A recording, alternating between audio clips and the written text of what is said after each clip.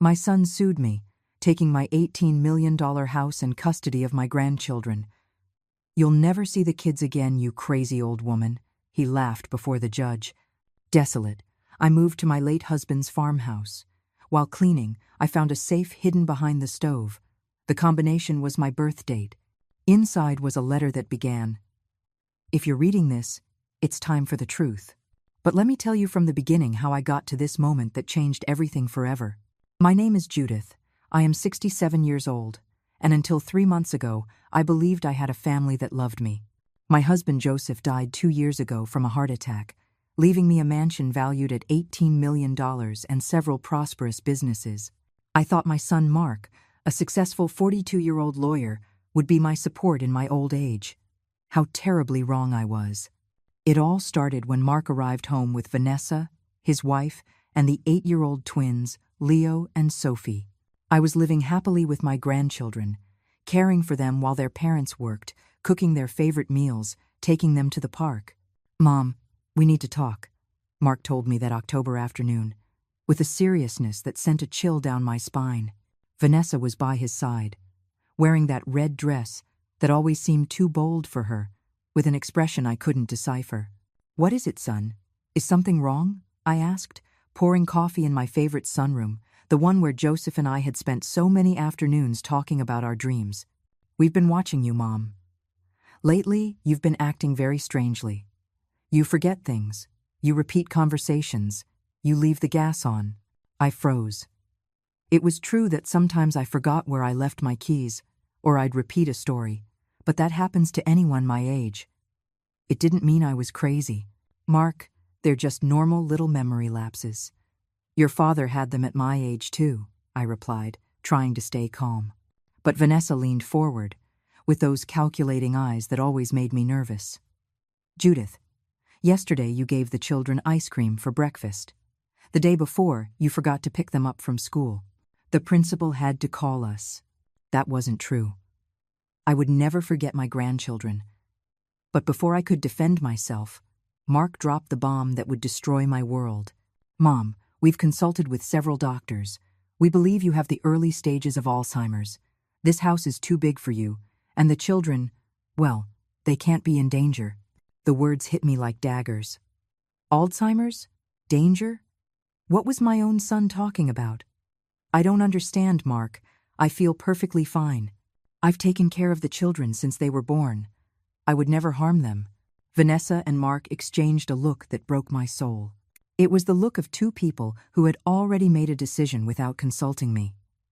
"That's why we've decided it's best for you to move into a specialized care facility. We'll sell the house to pay for your care, and the children will stay with us permanently." My world came crashing down. My house, the one Joseph and I built with so much love, the one that held 40 years of memories. Sell it and be separated from Leo and Sophie forever? No. "Mark, this is my house. And those are my grandchildren too. I'm not going anywhere." But my son was no longer the loving child I raised. His eyes hardened in a way that scared me. "Mom, you can either cooperate, or we can do this the legal way. You decide." That threat was the beginning of the end. In the following weeks, Mark hired doctors who confirmed his false diagnosis, presented testimony from neighbors who supposedly saw me behaving strangely, and took everything from me. The day of the trial was the most humiliating day of my life. Sitting in that cold room, listening to my own son describe me as a demented and dangerous old woman, I felt my heart shatter into pieces. The day of the competency hearing arrived like a nightmare from which I couldn't wake. I sat in that cold courtroom, watching my own son destroy my reputation, word by word. Mark had worn his best black suit, the one I'd given him for his birthday last year. The irony. Vanessa was in the gallery, wearing a gold dress that shimmered under the fluorescent lights, as if this were a celebration instead of my own living funeral. "Your Honor," Mark began with that professional voice that used to make me so proud, "my mother, Judith, is showing clear signs of advanced cognitive decline. She can no longer live alone in that $18 million mansion without posing a danger to herself and to my children." Tears began to roll down my cheeks. How could he be saying these things about me? I, who had raised him after Joseph worked 18-hour days to build our empire. I, who had stayed up all night nursing his fevers, who had sold my jewelry to pay for his university education. I present to this court the testimony of Dr. Miller, a specialist neurologist who evaluated my mother last week. An older man rose from the stand. I had never even met him, yet there he was, deciding my future with words I never thought I'd hear about myself. After a thorough evaluation, the doctor said in a monotone voice, "Mrs. Herrera presents symptoms consistent with early-onset dementia, frequent memory loss, temporal disorientation, and episodes of confusion that could jeopardize her safety and that of any minors under her care." "That's a lie," I shouted, jumping up from my seat. "I've never been with that doctor in my life." The judge banged his gavel. "Ma'am, maintain your composure, or I will have to ask you to leave the courtroom." My lawyer, an inexperienced young man who had cost me $5,000 because I had no more money after Mark froze my accounts, gently took my arm. "Mrs. Herrera, please, sit down. This isn't helping you." But how could I stay calm while listening to lie after lie? Mark continued presenting evidence of my supposed dementia. Testimonies from neighbors who claimed they'd seen me talking to myself in the garden. The truth was, I talked to Joseph, visiting his memory while I watered the flowers he had loved so much. "Your Honor," Mark said, pulling out a thick folder, "I also present photographs of my mother's house. As you can see, there are clear signs of neglect and disorder that confirm her inability to maintain a safe home." The photographs were passed from hand to hand. I recognized my kitchen, but it looked dirty, messy, as if someone had deliberately trashed it. My living room was filled with stacks of old newspapers. My bedroom had clothes thrown everywhere. "Those photos are doctored," I whispered to my lawyer. "My house never looks like that." But no one was listening. Mark had orchestrated everything perfectly. Then came the worst part. Mark approached the stand, and with fake tears in his eyes that turned my stomach, began his final performance. "Your Honor, it pains me deeply to be here today. I love my mother, but my children, Leo and Sophie, deserve to grow up in a safe environment. Last month, my mother forgot to pick them up from school. They were found alone at 7 o'clock in the evening, crying because they thought we had abandoned them." "Liar!" I screamed again. "I would never do that to my grandchildren." But Mark continued his act. "Last week, she gave them adult medication, thinking they were vitamins. We had to take them to the hospital to have their stomachs pumped." Every word was like a knife in my chest. My own son, inventing terrible stories about me to get his hands on my inheritance. Vanessa also testified, with that sweet, false voice she used at family gatherings. Judith has always been a wonderful mother-in-law, but lately she's very changed. Yesterday she asked me the same question 5 times. The day before, she didn't recognize the children for a moment. It's so sad to see her like this. Lies, all lies, but the judge believed them. I could see it in his eyes, in the way he nodded as he listened to each fabricated testimony. When it was my turn to speak, I stood with all the dignity I had left. "Your Honor, I raised that man sitting over there. I worked alongside my husband for 40 years to build everything we have. I have never endangered my grandchildren. I love them more than my own life." My voice broke as I saw Leo and Sophie's little faces in the gallery, not understanding why Grandma was crying in this strange place full of serious people. Mark was my pride and joy. I sent him to the best university, paid for his law degree, supported him when he started his own firm, and this is how he repays me. By inventing illnesses, I don't have to take what my husband and I built with so much sacrifice. But my words sounded like the ramblings of a desperate old woman. Mark had planted the seed of doubt, and now everything I said seemed to confirm his version of events. The judge deliberated for just 20 minutes. 20 minutes to destroy an entire life. After reviewing all the evidence presented, he said in a solemn voice, "This court finds that Mrs. Herrera is not in a condition to manage her assets nor to maintain custody of minors." The gavel fell like a lightning bolt. Legal guardianship and administration of assets are granted to Mr. Fences, Mark, and permanent custody of the minors, Leo and Sophie, is his responsibility. The world stopped. Mark stood up in triumph, hugging Vanessa as if they had won the lottery. because that's exactly what they had done. They had won $18 million with lies. I rushed to my grandchildren before they could be taken from me forever. "Grandma loves you so much," I whispered, hugging them desperately. But Mark pushed me away abruptly. "Get away from my children. You've done enough damage." And then came the phrase that would haunt my nightmares. "You'll never see the kids again, you crazy old woman," he said with a laugh, just low enough for only me to hear, but with a cruelty I will never forget. I walked out of that courthouse completely destroyed. Without a home, without grandchildren, without family, without anything. I walked out of that courthouse like a ghost. My legs trembled so much I could barely walk. People looked at me with pity as I dragged my feet through the cold hallways that had witnessed my public humiliation. Mark and Vanessa came out behind me, he with a satisfied smirk that turned my stomach. She was carrying Sophie in her arms, while Leo walked hand in hand with his father, my grandchildren. The babies I had helped raise, who knew my lullabies by heart, who ran into my arms every time they saw me. "Bye, Grandma," Leo shouted, trying to pull his hand free from Mark's to run to me. But his father held him tight. "She's not your grandma anymore, son. Remember what we told you. The lady is very sick and can't take care of you anymore." Tears completely blinded me. "Mark, please. They're my grandchildren too. Don't do this to me." But he kept walking as if I were invisible. Vanessa shot me one last look, and for a second, I saw something in her eyes that chilled my blood. It wasn't sadness or compassion. It was pure triumph, as if she had been waiting for this moment for years. My lawyer approached with a defeated look. "I'm so sorry, Mrs. Herrera. We did what we could, but the evidence against you was overwhelming." "Evidence? It was all lies." Mark made up every word. "I know, but legally we couldn't prove it. Mark is a very skilled lawyer.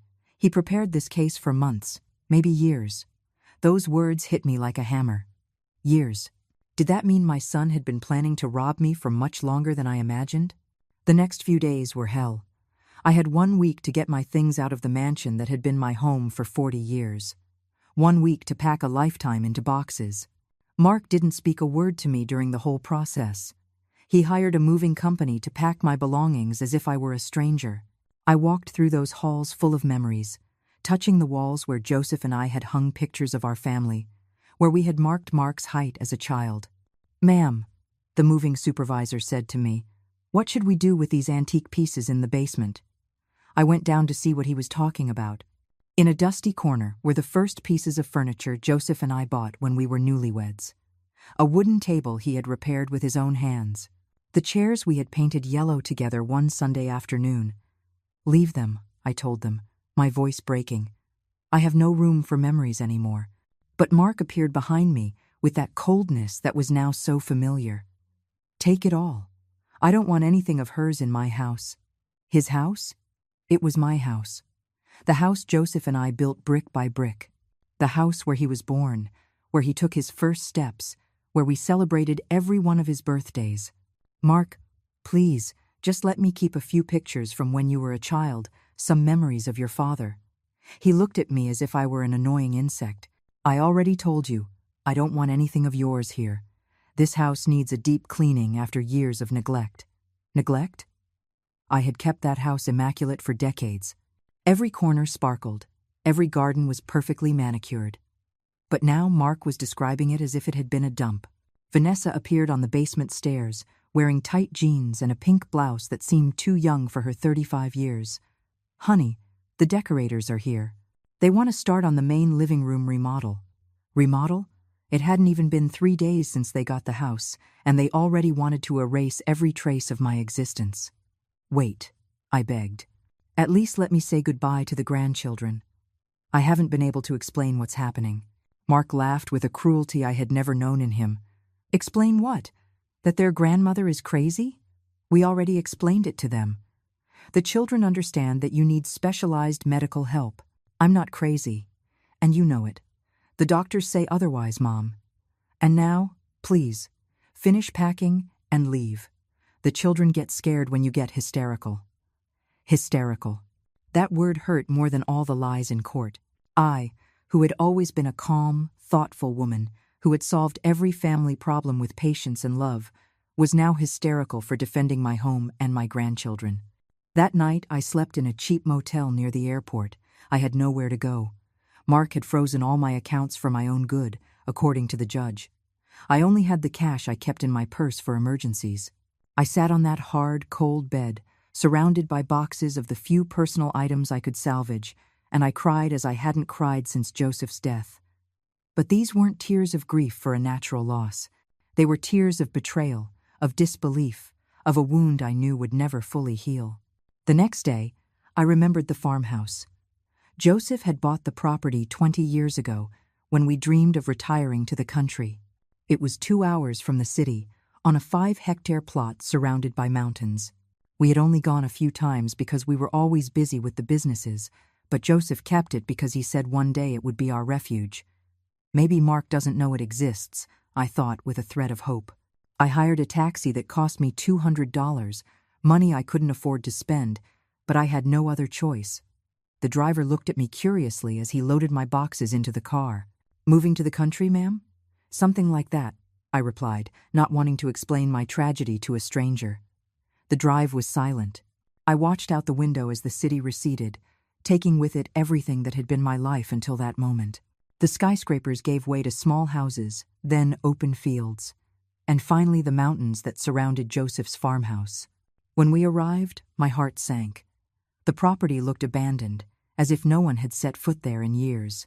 The main house was small compared to the mansion, but it had a rustic charm that Joseph had adored. The wooden walls were faded, the windows were fogged, and the garden was completely overgrown with weeds. "Are you sure you want to stay here, ma'am?" the driver asked, seeing my crestfallen face.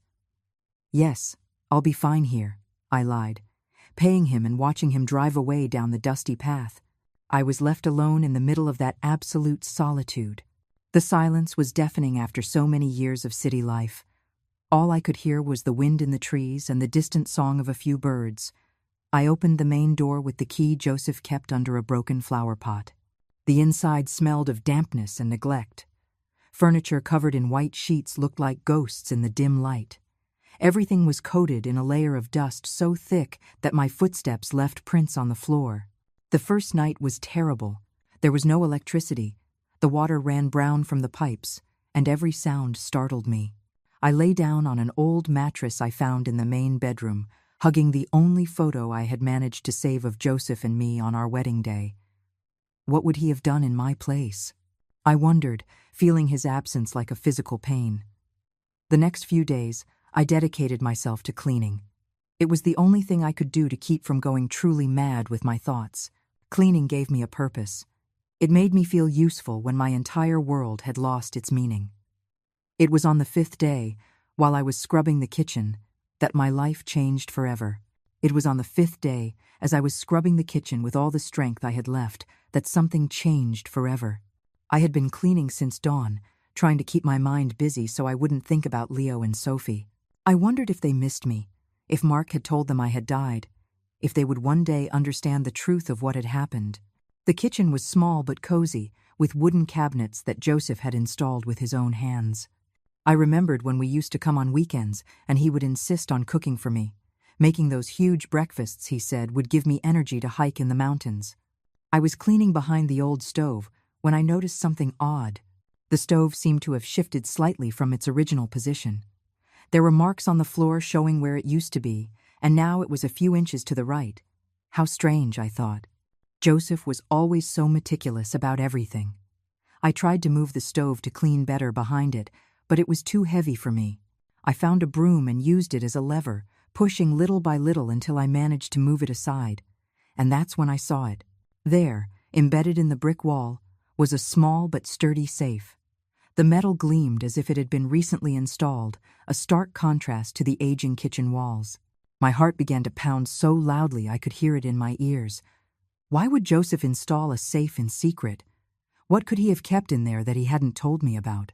The safe had a modern digital keypad, completely out of place in this rustic kitchen. It looked like one of those that opens with a 6-digit numerical combination. I stood in front of it for several minutes, trying to process what I had found. Joseph and I never kept secrets. We shared everything: bank accounts, important documents, business decisions. Why would he hide this from me? Maybe he was going to tell me and died before he could, I thought, feeling guilty for doubting him. But curiosity was stronger than anything else. I needed to know what was inside. I started by trying obvious combinations. First, our wedding date, 061582. Nothing. Then I tried his birth date, 122353. That didn't work either. I tried Mark's birthday, 081181. The panel flashed red, indicating an error. I sat on an old chair in the kitchen, staring at the safe as if it were an unsolvable riddle. What combination would Joseph have chosen? He was a man of routines, of numbers that held special meaning for him. Then I remembered something he had told me many times during our marriage. Judith, you are the most important thing in my life. The day you were born was the day the universe decided to bless me. With trembling hands, I entered my birth date, 031557. The panel flashed green, and I heard a metallic click that echoed through the silent kitchen. The door swung open slowly, revealing the contents of the safe. Inside were several folded documents, a small voice recorder, and what appeared to be a thick manila envelope. The first thing I picked up was a letter with my name written in Joseph's unmistakable handwriting. My hands shook so much, I almost dropped it as I unfolded it. "My dearest Judith," it began, "if you are reading this, it means I am no longer with you and something terrible has happened. If it is time for the truth, it is because Mark has finally shown his true colors." I sat down abruptly. Mark showed his true colors? What did that mean? Joseph had died 2 years before Mark sued me. How could he have predicted what would happen? I continued reading, my heart racing. For the last 5 years of my life, I discovered things about our son that broke my heart. I didn't tell you because I didn't want to destroy the image you had of him. But now that I'm not here to protect you, you need to know the truth. The truth about what? Mark had been an exemplary son, a bit distant in recent years, but always respectful, always successful. Judith, Mark is not our biological son. The letters blurred before my eyes. I read the sentence once, twice, 3 times, but the words made no sense. How could Mark not be our son? I had carried him.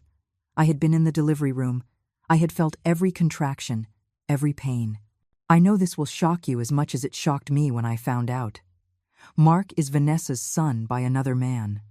Vanessa was pregnant when she met Mark, but he never knew. She made him believe the baby was his. My world tilted.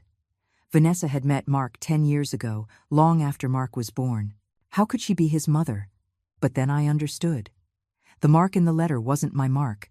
It was another Mark, a man Vanessa had deceived years ago, making him believe he was the father of a child that wasn't his. I continued reading desperately. I discovered this by chance 5 years ago, when I hired a private investigator to check on Vanessa's background before our son married her. What I found left me cold. Joseph had investigated Vanessa. That explained why he never fully accepted her into the family, though he was always polite to her. Vanessa has a history of failed marriages, always for money. Her first husband was an older, wealthy, but sickly businessman. He died under suspicious circumstances 2 years after they married. He left her a considerable inheritance that she squandered in less than a year. My hands trembled so much I had to put the letter down on the table to continue reading. Her second husband was Mark Hernandez, a young, successful lawyer, much like our Mark. Vanessa got pregnant immediately after marrying him, but the investigator discovered she had been having an affair with another man for 7 months. When Mark Hernandez demanded a paternity test, Vanessa disappeared with the baby. My breathing quickened. Vanessa had fled with a baby that wasn't her husband's, a baby that, Judith. That baby is who we now know as our grandchildren. Vanessa changed her last name and the child's, moved to another city, and started over. When she met our Mark, she invented a story about being a widowed single mother. It couldn't be true.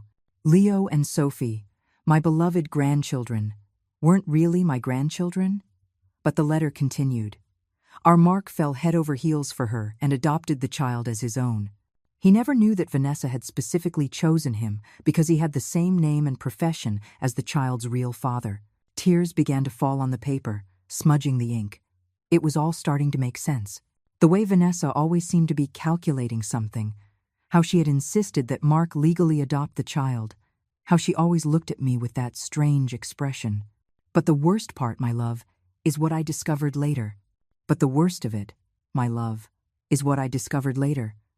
My hands trembled as I turned to the next page of the letter. Joseph had discovered something even worse than all the rest. I braced myself for the next blow, though I wasn't sure my heart could take any more revelations. Vanessa not only deceived Mark about the child's paternity, she has also been poisoning him against you from the moment they got married. I have found evidence that she has been planning to get her hands on our fortune for years. Poisoning him against me? I remembered all the small changes in Mark I had noticed, but had chalked up to the stress of marriage and fatherhood. How he had started to question my decisions, to suggest I was aging poorly, to hint that maybe I needed help. I found recordings of conversations between Vanessa and a friend of hers where they planned step by step how to get Mark to declare you mentally incompetent. Vanessa knows corrupt doctors who are willing to sign any diagnosis for money. The air left my lungs. Vanessa had orchestrated everything from the beginning. Every doctor who testified against me, every false testimony, every fabricated piece of evidence. I also discovered that Vanessa has been subtly drugging you during family dinners for the last 2 years. Small doses of medication that cause temporary confusion and memory loss. That's why you sometimes felt disoriented after visiting them. I remembered those evenings at Mark's house, when I'd feel strangely dizzy after dinner, when Vanessa would insist I have a second cup of coffee for digestion. How I would sometimes forget where I put my car keys when leaving their house, or repeat a story without realizing it. Vanessa documented every one of these episodes that she herself caused, recorded videos of you acting confused, took photos of you when you looked disoriented, all to build her case against you. The tears now flowed freely down my cheeks. My own daughter-in-law, the mother of my supposed grandchildren, had been systematically poisoning me to steal my life. Mark knows nothing about this, Judith. He genuinely believes you are sick because Vanessa has shown him all this false evidence. She has manipulated him so skillfully that he is convinced he is protecting you by taking away your independence. That hurt even more, to know that my son wasn't evil, but a victim of the same woman who had destroyed me. Mark truly believed he was doing the right thing. But there's more you need to know, my love. Things that will change everything. More. How could there possibly be more after all this? Vanessa doesn't just plan to take your inheritance. She also plans to get rid of Mark once she has total control of the assets. My blood ran cold. Get rid of Mark? What did that mean exactly? I've found evidence that Vanessa has researched our family's medical history, specifically the heart problems that affected my father and me. She knows Mark has a genetic predisposition to heart attacks. Joseph had died of a sudden heart attack. His father, too. Mark had inherited that predisposition, though he had been perfectly healthy until now. Vanessa has been buying medication that can induce cardiac problems if administered in the right doses. I found them hidden in her house during a visit. Vanessa was planning to kill Mark, too. The woman was a monster, worse than I could have ever imagined. Once Mark dies, naturally, from a heart attack, Vanessa will inherit everything as his widow, and the children will be completely under her control. She will have access to our entire fortune, with no one to question her. The plan was diabolical in its simplicity. First, eliminate the inconvenient mother-in-law by declaring her incompetent, then get rid of the husband once he had served his purpose, and finally, keep all the money and the children as a perfect cover. Judith, if you are reading this, it means the first part of her plan has already succeeded. But I have good news for you. Good news? After everything I had just read, it seemed impossible that there could be anything good in this whole situation. The entire fortune Mark thinks he inherited are just properties and empty accounts I put in his name as a decoy. The real fortune, the $28 million, is in accounts and investments that only you now know about. 28 million? I thought our fortune was 18 million. Joseph had been hiding additional money. In this safe, you will find all the documents that prove Vanessa is a con artist and a potential murderer. You will also find the deeds to properties Mark doesn't know exist, bank accounts in tax havens, investments that generate $500,000 a month. My hands trembled as I searched the safe. Sure enough, there was a thick manila envelope full of documents, deeds to properties in different countries, bank statements showing amounts that made me dizzy, investment certificates in international companies. I have also left recordings of Vanessa confessing her plans, photographs of the medications she bought to kill me and to kill Mark, and a will that leaves everything, absolutely everything, in your name. I found the small recorder I had seen earlier. I turned it on with trembling hands and heard Vanessa's voice speaking to someone on the phone. Yes, we're almost done with the old woman. The hearing is next week. Once Mark has control of everything, we'll start phase 2. The medication you got me will work perfectly. A heart attack during the stress of managing his crazy mother's estate will look completely natural. The voice was unmistakably Vanessa's, cold and calculating, talking about my son's death as if she were planning a vacation. More recordings followed. Vanessa laughing as she described how she had been drugging me during family dinners. Vanessa talking to the corrupt doctor about which symptoms he should mention in his testimony. Vanessa planning how she would spend the millions once Mark was dead.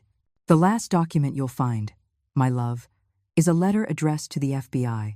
I have compiled all the evidence against Vanessa for fraud, attempted murder, and conspiracy. The letter is ready to be sent. It just needs your signature and the date. I found the letter. It was addressed to the FBI office in the state capitol, meticulously detailing all of Vanessa's crimes with attached evidence. I have also prepared a legal strategy to reverse the court's decision. I have contacts in the judicial system who owe me favors. With this evidence, you will not only regain your freedom and your assets, but Vanessa will go to prison for the rest of her life.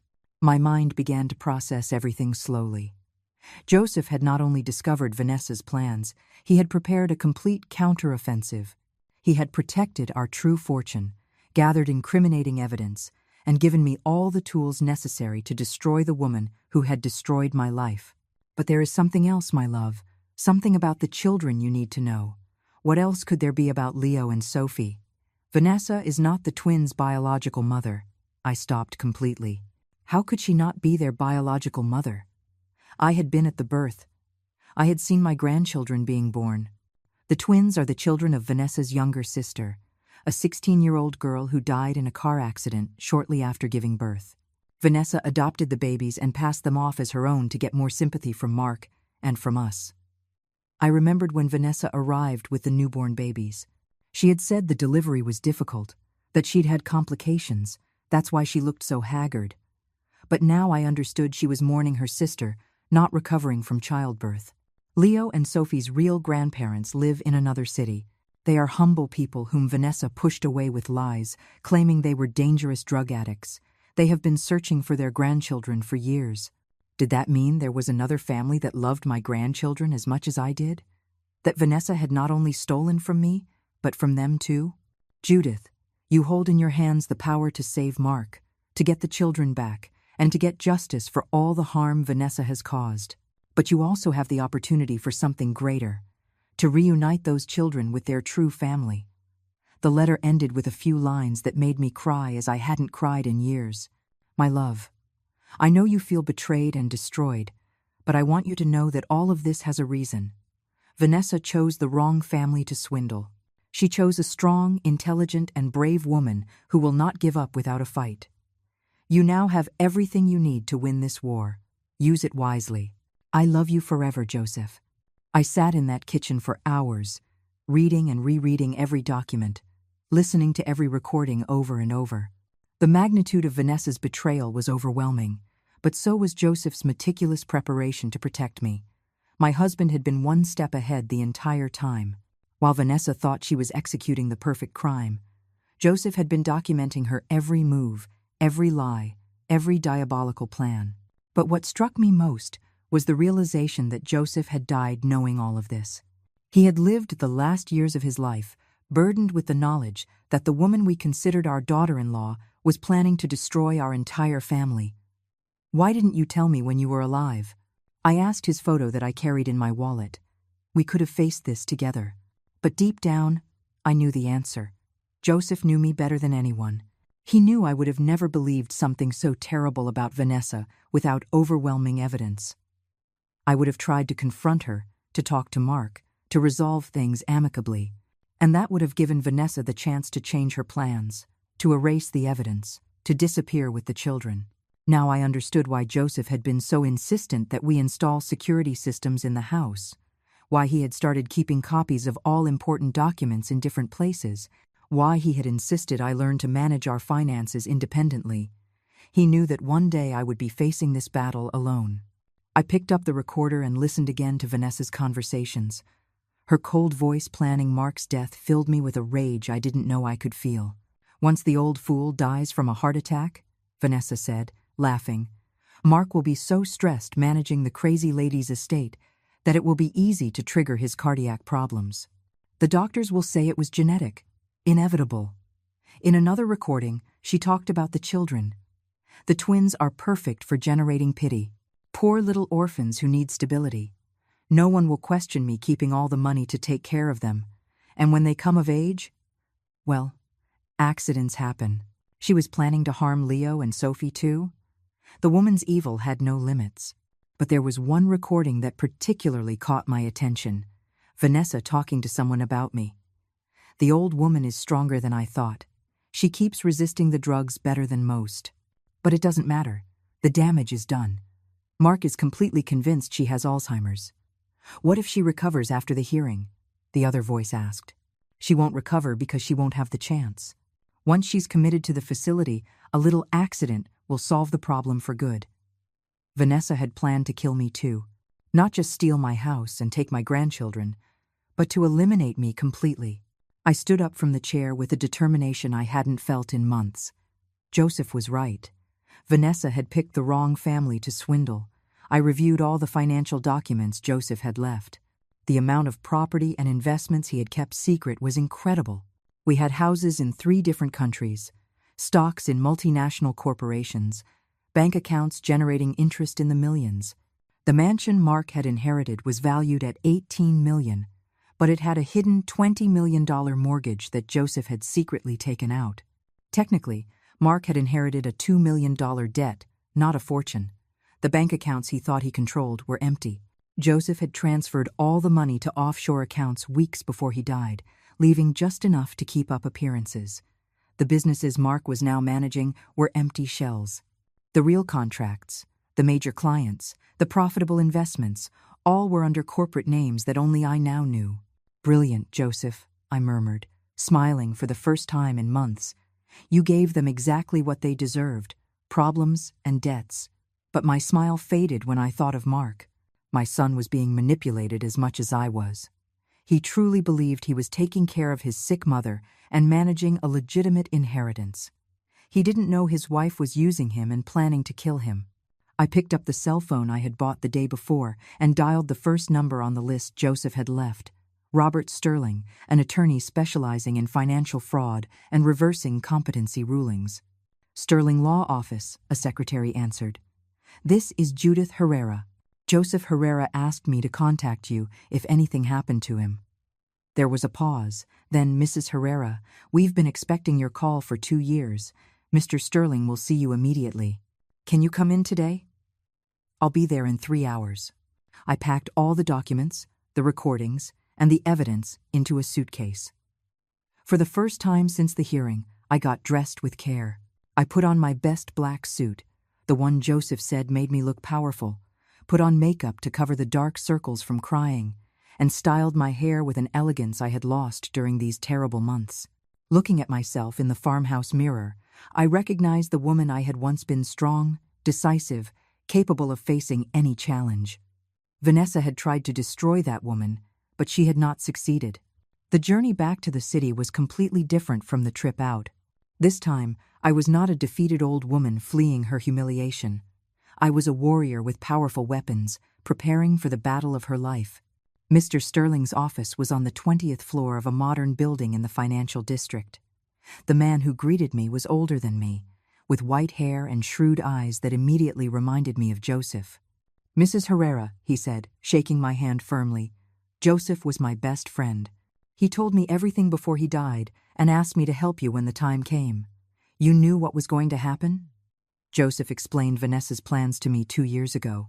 "We have been preparing your defense ever since. All we need is your authorization to proceed." He showed me a legal strategy that he and Joseph had developed together. First, They would present evidence of fraud in the original hearing, proving the medical testimonies had been bought. Second, they would expose the drugs Vanessa had been administering, which would explain my episodes of confusion. Third, they would reveal that Mark had inherited only debt, not wealth. But that's not all, Mr. Sterling continued.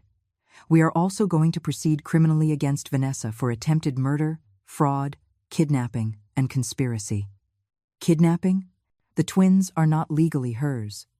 When she adopted her sister's children, she forged documents to pass as the biological mother. The real grandparents never consented to the adoption. He showed me documents Joseph had obtained. Leo and Sophie's real grandparents, David and Linda Miller, had been searching for their grandchildren for years. Vanessa had told them the children had died in the same accident as their daughter. They have a legal right to custody, the lawyer explained. And after everything they've suffered, they are willing to share custody with you if it means getting the children out of Vanessa's clutches. My heart filled with hope.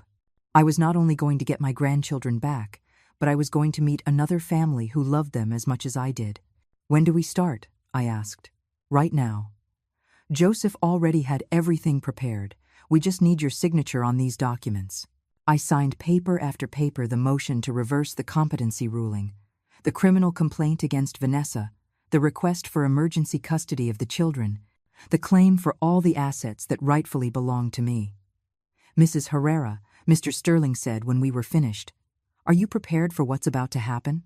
Vanessa is going to fight like a cornered animal when she realizes her plan has unraveled." I thought of Joseph, of his last words in the letter. "You have everything you need to win this war." "Mr. Sterling," I replied, in a voice I hadn't used in months, "Vanessa doesn't know who she's messing with." "Mr. Sterling," I replied, in a voice I hadn't used in months, "Vanessa doesn't know who she's messing with." The next day, the most satisfying operation of my life began. Mr. Sterling had coordinated everything like a perfect symphony. At 8 o'clock in the morning, FBI agents knocked on the door of my former home with an arrest warrant for Vanessa and a search warrant for the entire property. I was waiting in a car half a block away, along with David and Linda Miller, Leo and Sophie's real grandparents. We had talked all through the previous night, crying together for the lost years, for the grandchildren they thought were dead, for the pain Vanessa had caused so many families. "Mrs. Herrera," David had told me with tears in his eyes, "for 8 years, we have visited our grandchildren's grave every Sunday. Vanessa told us they had been burned in the accident, that there was nothing left to bury." Linda had added, her voice cracking, "We never stopped loving them. We never stopped looking for them. We knew in our hearts that something wasn't right." Now, sitting in that car, we watched justice being served. Vanessa came out of the house in a bathrobe, screaming like a maniac as the agents read her rights.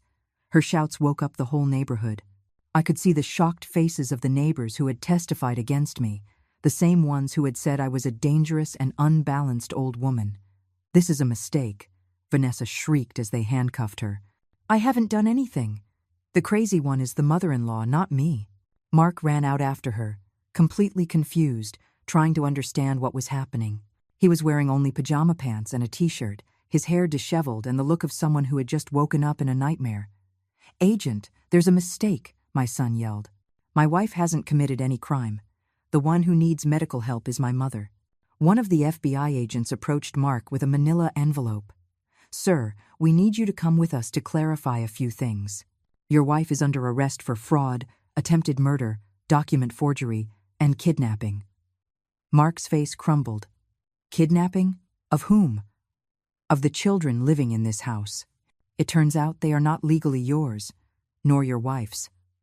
At that moment, Leo and Sophie appeared at the door, frightened by all the noise.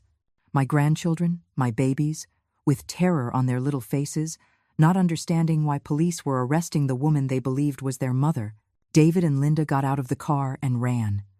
They didn't care that there were FBI agents, news cameras that had appeared out of nowhere, or curious neighbors recording everything on their phones. "Leo, Sophie!" Linda cried, tears streaming down her face. The children froze when they saw these strangers running toward them. But then something magical happened. When David knelt in front of them and smiled with his kind eyes, Sophie tilted her head as if remembering something from long ago. "Grandpa Davy," the little girl whispered. "Yes, my love. I'm Grandpa Davy, and she's Grandma Linda. We've been looking for you for a very, very long time." Leo recognized them too. The children were only a few months old when Vanessa stole them, but the memory of true love is never completely erased. Mark was paralyzed, watching the scene. "I don't understand. Who are you? Why do the children know you?" Then I got out of the car. The moment Mark saw me, it was as if he had seen a ghost. His face went through shock, confusion, fear, and finally, something I hadn't seen in his eyes for years. "Shame, Mom," he whispered. "What's happening?" "What's happening, Mark, is that your wife is a criminal who deceived us all. And now she is going to pay for all the damage she has caused." Vanessa was still screaming as they put her in the police car. "Judith, you damn old woman. This is all your fault. You ruined my perfect plan." "My fault?" The woman was such a psychopath that even at her arrest, she was blaming me for her crimes. The agents began bringing evidence out of the house. They found the medications Vanessa had been buying to induce heart problems in Mark. They found the forged documents about the children. They even found a vial of the drugs she had been using to make me look demented during family dinners. "Mr. Mark," the lead agent said, "we need you to come to the station for a statement. You have also been a victim of your wife's crimes." My son looked at me with tear-filled eyes. "Mom, is it true? Everything we said about you in court was a lie?"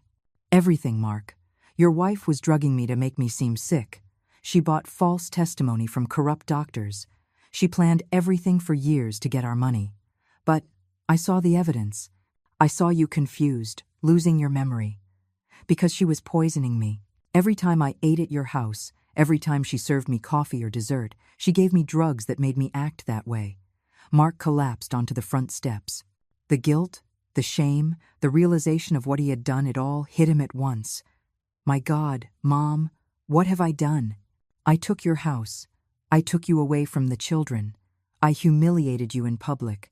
And all because of that woman." The children ran to me. "Grandma Judy! Grandma Judy!" they cried, hugging me with that pure strength that only children have when they feel true love. "My babies," I wept, holding them as if I would lose them again. "Grandma never stopped loving you. Not for a single day." "Vanessa told us you were very sick," Leo said. "That's why we couldn't see you." "She also said, you might die soon," Sophie added. "That's why we were so sad." Vanessa's cruelty knew no bounds. Not only had she kept me from my grandchildren, but she had psychologically tortured them by making them believe their grandmother was dying. Linda approached timidly. "Children, do you remember us? We're the parents of your real mommy, the one who's in heaven." Sophie nodded. "Mommy used to talk about you before the accident. She said you were the best grandparents in the world." David took out his wallet and showed them pictures of Vanessa's younger sister, the twins' real mother. "This is your mom when she was your age. See how much you look like her?" The children looked at the photos with fascination. They did indeed look so much like their biological mother. "Vanessa never let us see these," Leo whispered. "She said all the photos burned in the accident." Mark approached slowly, still in shock.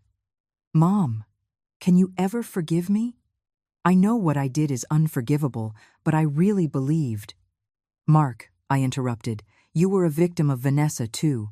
She manipulated all of us. But the important thing now is to fix things." Mr. Sterling arrived with more documents. "Mrs. Herrera, the judge has agreed to review the competency case with extreme urgency. With all the evidence we have, it will be overturned by the end of the week. And the house? The house legally never stopped being yours. Mark only had power of attorney based on fraudulent medical statements. Once the fraud is proven, you will automatically recover all your assets." Mark looked at me in surprise. "But what about the businesses I've been managing? The bank accounts?"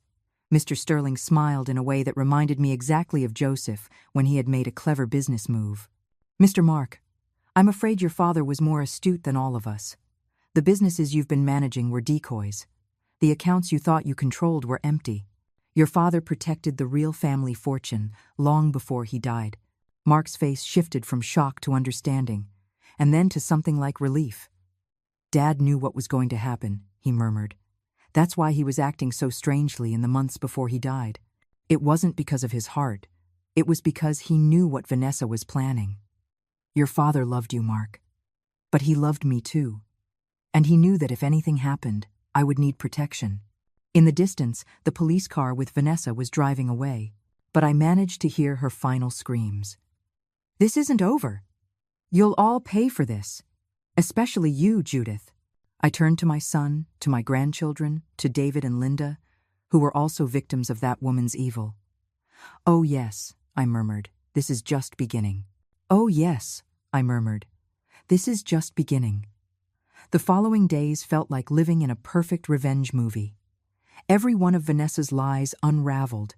Every diabolical plan came to light. Every person she had deceived began to see the truth. The first devastating blow came when the FBI found the evidence Joseph had mentioned in his letter at the house.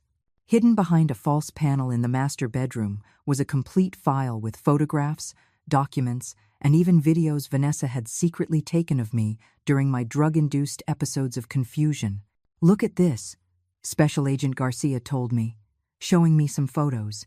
Your daughter-in-law meticulously documented every time you acted disoriented after she drugged you. But what she didn't know is that your husband had installed hidden security cameras that recorded everything. The recordings clearly showed Vanessa putting crushed pills in my coffee, mixing powders into my food, even applying creams to my hands that contained substances to make me tremble and appear ill. We also found her personal journal, the agent continued. She documented every step of her plan for 3 years. She called it Project Perfect Inheritance. The journal was chilling. Vanessa had calculated every last detail. How long it would take to convince Mark I was sick, which doctors would be willing to provide false testimony for money. She had even timed how long it would take to kill me once I was committed. But the most shocking discovery was that I was not her first victim. Mrs. Herrera, Agent Garcia explained in his office. We've been investigating Vanessa's past and have found a pattern. She has done this before, several times. He showed me a thick file with photos of different families. Her first husband, Edward Salinas, died of a heart attack at 50, 3 months after changing his will to leave everything to Vanessa. Her second husband, Mark Hernandez, the twins' real father, also died suddenly of heart problems after discovering the child wasn't his. She killed them all. We are exhuming the bodies for autopsies. But based on the drugs we found at her house and the methods she planned to use on your son Mark, we believe so. Vanessa wasn't just a con artist. She was a serial killer who had perfected her method over years. Meanwhile, Mark was living his own hell of guilt and remorse. He had quit his job at the law firm. He couldn't eat, couldn't sleep. The realization of what he had done to me was destroying him from the inside. Mom, he told me, crying, when I went to visit him at the hotel where he was staying, I don't know how to ask for forgiveness for something so terrible. I publicly humiliated you, took your house, kept you from the grandchildren you love so much. Mark, look at me, I said, taking his face in my hands as I did when he was a child. Vanessa is a professional manipulator. She fooled doctors, judges, an entire court. How were you supposed to realize what she was capable of? But I should have trusted you more. I should have investigated before taking you to court. I should have. You should have married a different woman, I interrupted. But we can't change that now. What we can change is the future. I told him about the true fortune Joseph had protected, about the properties and investments that even Mark didn't know existed. His face went from shock to disbelief. Dad had $28 million hidden? Your father was smarter than any of us imagined. He not only protected our money, he protected us. But the real catharsis came when the judge officially overturned the competency ruling. The hearing was a public spectacle. The same reporters who had covered my original humiliation now filled the room to see my vindication. The doctors who had testified against me were arrested for perjury and bribery. The neighbors who had given false testimony were subpoenaed as witnesses for the prosecution against Vanessa. This court, the judge declared in a solemn voice, has thoroughly reviewed the case of Mrs. Judith Herrera and has found overwhelming evidence that she was the victim of the most elaborate and cruel fraud I have seen in 30 years on the bench. The gavel fell, but this time in my favor. The ruling of mental incompetency, is completely nullified. All assets are restored to Mrs. Herrera, and a full criminal investigation is ordered against all participants in this fraud. The courtroom erupted in applause. Mark wept by my side, squeezing my hand as if asking for forgiveness. Leo and Sophie, who now knew the whole truth, hugged me tightly. But the sweetest moment came when I returned to my mansion. Mark had hired a cleaning company to erase all traces of Vanessa's presence. The decorators she had called were immediately fired. Every change she had made to my home was reversed. "I want the house to be exactly as you had it, Mom," Mark told me as he supervised the work. "I want to erase every last vestige of that woman from our lives." The children were ecstatic to have their real grandmother back. They ran through the house showing me everything Vanessa had changed, everything they had missed during these terrible months. "Grandma Judy," Sophie told me, "you're not going to live in that ugly house in the country anymore. No, my love. Grandma is home for good." David and Linda had decided to move to the city to be close to their grandchildren. I gave them one of the properties Joseph had bought years ago, a beautiful house just 10 minutes from mine. "Mrs. Herrera," David told me with tears in his eyes, "we don't know how to thank you for giving us back our grandchildren." "David, those children have enough love in their hearts for 4 grandparents. We'll raise them together, as it should be." The first family dinner at my house in months was magical. Mark had brought flowers. The children had made drawings to decorate the table. David had cooked his late daughter's favorite dish, and Linda had brought photos of the twins' real mother. "A toast," I said, raising my wine glass. "To Joseph, who protected us even after his death, and to true family, which always finds its way back, no matter how much time passes." But amidst all this recovered happiness, I knew the final chapter was missing. Vanessa had been arrested, but her trial was just beginning. The media was following the case obsessively. It had become the biggest scandal of the year. The daughter-in-law who tried to murder an entire family for money. "Are you going to the trial, Mom?" Mark asked me. "Not only am I going, Mark, I'm going to testify. That woman is going to hear from my own mouth what it feels like to be betrayed by someone you trust." The day I received the subpoena to testify against Vanessa, I smiled in a way I hadn't smiled in months. It was the smile of a woman who had lost everything and gotten it back, multiplied. It was the smile of someone who had been underestimated by the wrong person. "Vanessa," I murmured, looking at the summons. "Now you're going to meet the real Judith." The children were playing in the garden. Mark was helping with the dishes in the kitchen. David and Linda were telling stories about their daughter in the living room. My house was full of life, of love, of the true family Vanessa had tried to destroy. But there was something else Joseph had left in that safe that I hadn't used yet. Something that would make Vanessa's fall even more spectacular than she could ever imagine. And I was waiting for the perfect moment to use it. The day of Vanessa's trial arrived like the dawn, after the longest storm of my life. I woke up early, dressed in my most elegant suit, the same kind I wore when Joseph and I went to the most important business meetings. Today, I wasn't just Judith, the grandmother who had gotten her family back. Today, I was the woman who was going to close the most painful chapter of her life forever. Mark accompanied me to the courthouse. Neither of us spoke much on the way. He knew this day was crucial for my complete healing, and I knew he needed to see Vanessa punished as much as I did. The courtroom was packed. The media had turned the case into a circus. The Black Widow who deceived an entire family, the headlines read. "The $1 million fraud that shocked the nation," the TV news reported. When Vanessa entered in handcuffs, I was struck by her transformation. The elegant, manipulative woman I had known was gone.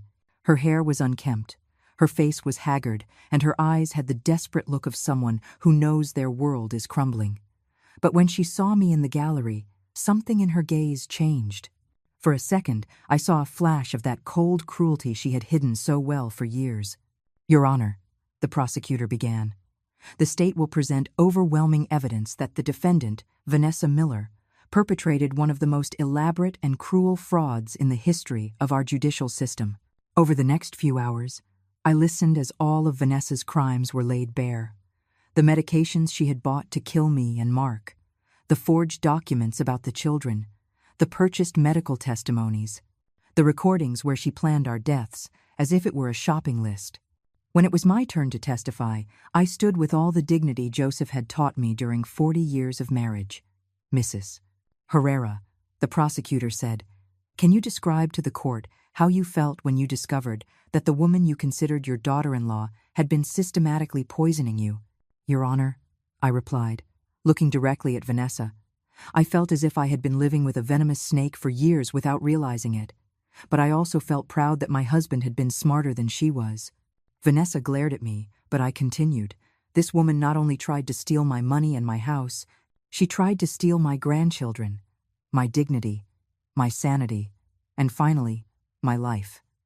But what hurts me the most is that she was willing to kill my son, a man who sincerely loved her, just for greed. What would you say to the defendant if you could speak to her directly?" The judge gave me permission to address Vanessa. I stood from my seat and walked toward her. Her eyes followed me with a mixture of hatred and fear. "Vanessa," I said, my voice clear and strong, "did you think you had chosen the perfect family to swindle? An elderly widow, a trusting son, helpless children. Did you think we were easy victims?" She tried to interrupt me, but the judge silenced her. "But you made a fatal mistake. You underestimated the power of true love. Joseph loved me so much that he protected me even after his death. Mark loves me so much that he is destroyed by the guilt of having believed you. And those children you tried to take from me love me so much that they never stopped asking for their grandma." Tears began to roll down Vanessa's cheeks, but they weren't tears of remorse. They were tears of rage at having been discovered. "And now," I continued, pulling the last document Joseph had left in the safe from my bag, "I want you to hear this." I handed the paper to the prosecutor. It was a full confession that Joseph had secretly recorded from Vanessa, where she admitted to killing her previous husbands and detailed exactly how she planned to kill Mark and me. When the recording began to play in the courtroom, Vanessa completely collapsed. Her cold, calculating voice filled the room. "The idiots never suspect a thing when they die of heart attacks. It's the perfect crime, and when Mark dies, I'll have almost 30 million and 2 kids to make everyone feel sorry for me for the rest of my life." The room erupted in horrified murmurs. Even the judge seemed shocked by the coldness of her words. "That recording is illegal," Vanessa shouted. "Joseph Herrera had no right to record me without my consent." "Ma'am," the judge replied in a stern voice, "when you were on private property planning murders, you forfeited any expectation of privacy." Vanessa's defense attorney, who had been fighting an impossible battle from the start, finally gave up. "Your Honor, my client wishes to change her plea to guilty on all charges." But Vanessa jumped up furiously. "No, I'm not pleading guilty to anything. That family owes me everything. Mark was a loser before he met me. The children were orphans nobody wanted, and the old woman was just wasting a fortune." Her words sealed her fate. At that moment, the entire courtroom could see Vanessa's true psychopathic nature. There was no repentance, no remorse, only rage at being caught. The judge didn't need to deliberate for long.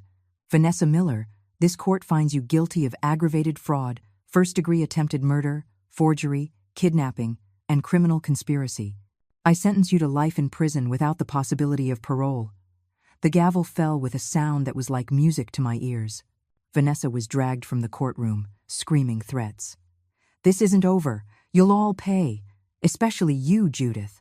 But her screams faded into the distance as I stood there, victorious, surrounded by my true family.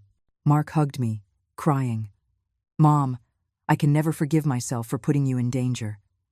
"Mark," I whispered in his ear, "you didn't put me in danger. You saved me. If you hadn't married her, if we hadn't lived through all this, we would have never discovered that Joseph had left us an even greater fortune. We would have never met David and Linda, and we would have never learned to truly value what we have." The following months were a time of total reconstruction. Mark went back to practicing law, but now he specialized in helping victims of family fraud. David and Linda became the grandparents the twins had lost, and I became a stronger woman than I had ever been. With the full fortune Joseph had left me, I established a foundation to help elderly victims of family abuse. The Joseph Herrera Foundation, I called it, so that no family will ever again be destroyed by greed. Leo and Sophie grew up surrounded by true love, knowing the story of their biological mother, proud to have 4 grandparents who adored them, and understanding that real love has nothing to do with blood, but with the heart. One afternoon, 5 years after the trial, I was in my garden watching the grandchildren play when Mark approached with a smile. "Mom, do you know what day it is today?" "The anniversary of something good, I hope." "It's exactly 5 years since Vanessa was sentenced to life in prison."